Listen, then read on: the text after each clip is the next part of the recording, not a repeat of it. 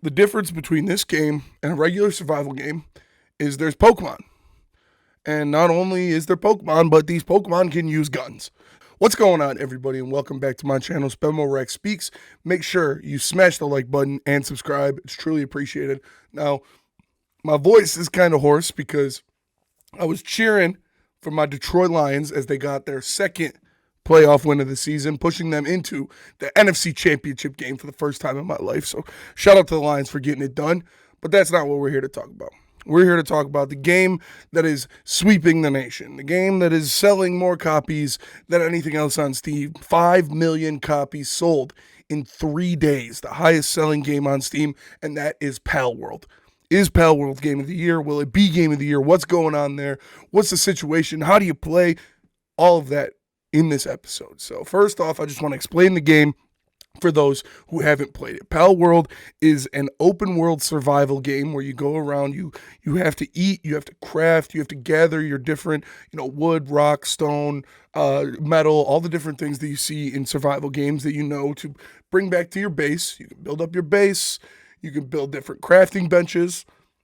The difference between this game and a regular survival game is there's Pokemon. And not only is there Pokemon, but these Pokemon can use guns. So it's a lot of fun. If you played Pokemon Legends of Arceus, the combat style is very similar to Pokemon Legends of Arceus, except you also fight these Pokemon.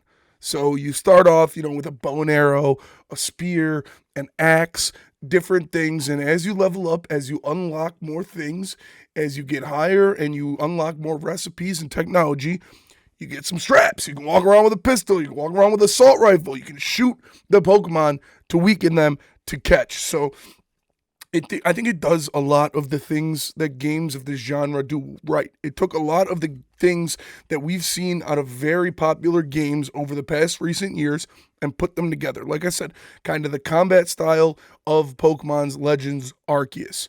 You have the all-terrain movement and glider situation of a Breath of the Wild, where you can climb up anything and you have a glider if you jump off a mountain, but you have a stamina bar, and when that goes down, you fall. And then they have the survival aspects of a game like Rust or a game like Ark. Ark is a big one that this game is similar to. So there's a lot of different things you can do.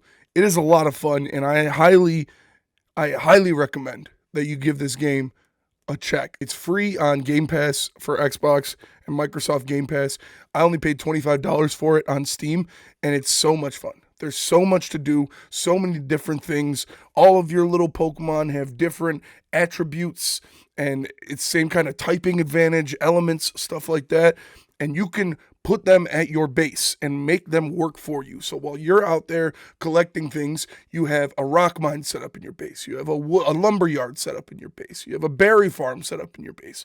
And you send out your Pokemon, and they're out there slaving away the whole time, harvesting materials and putting them back into the chests. So there are a lot of different things you could do in this game. The best part, I think, of it is the kind of the interactions you have with the pals, which are the Pokemon, but they're called pals in this game, where when you're fighting, you can throw one out to fight alongside you.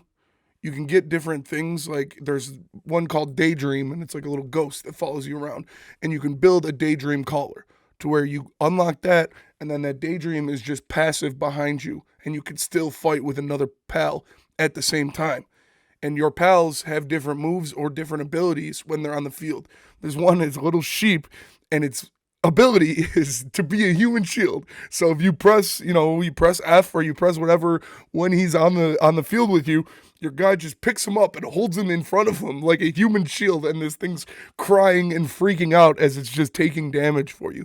Obviously, like I said, I love this game so much. I still have a lot more to do. I've only been playing it for a couple days now, but me and my brothers have a private server up that we've been playing, and there's so many different islands, So much to explore. A lot of there's story elements to it as well. There is a quest line you can follow, but you will find yourself kind of getting lost in the grind of just getting better pals, increasing your armor, unlocking the metal armor, unlocking different guns, setting up your base.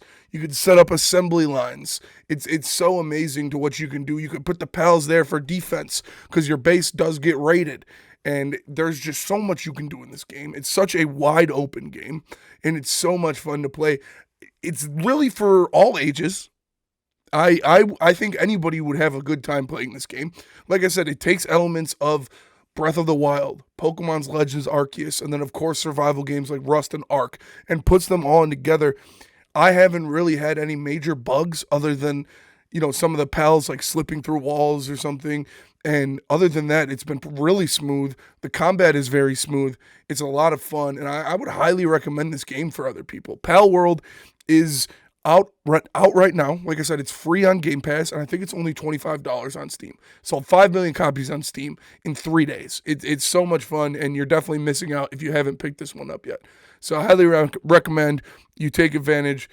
Get on there now, have a lot of fun. There's so much you can do. Get some friends, get a group together. I think the PC servers can have up to 32 people playing in them. I think at Xbox it's only 4, but it's still amazing, amazing game. Definitely going to get some consideration for Game of the Year. Obviously, the year is very young, and there's a lot of good games that are going to come out, but this one is a lot of fun, and you should definitely check it out.